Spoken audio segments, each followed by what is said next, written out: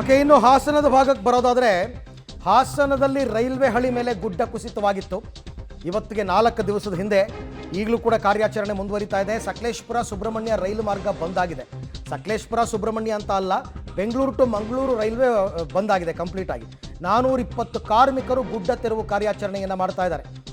ಮಳೆ ನಡುವೆನೂ ಕೂಡ ಈಗ ಕಾರ್ಯಾಚರಣೆ ನಡೀತಾ ಇದೆ. ಸ್ಥಳದಲ್ಲೇ ಮೊಕ್ಕಾಂ ಹೂಡಿದ್ದಾರೆ ರೈಲ್ವೆ ಇಲಾಖೆಯ ಅಧಿಕಾರಿಗಳು.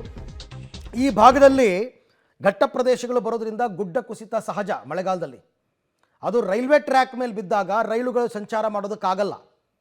ಹಾಗಾಗಿ ಈಗ ಮೊದಲು ಆ ಗುಡ್ಡ ಕುಸಿದಿರ್ತಕ್ಕಂಥ ಮಣ್ಣನ್ನು ತೆರವುಗೊಳಿಸಬೇಕಾಗತ್ತೆ. ಸದ್ಯಕ್ಕೆ ಸಕಲೇಶಪುರ ಟು ಸುಬ್ರಹ್ಮಣ್ಯ ರೋಡ್ ಏನು ಬರುತ್ತೆ ಆ ಮಧ್ಯದಲ್ಲಿ ಬಿದ್ದಿರೋದು ಗುಡ್ಡ, ಅದನ್ನು ತೆರವು ಮಾಡಬೇಕು.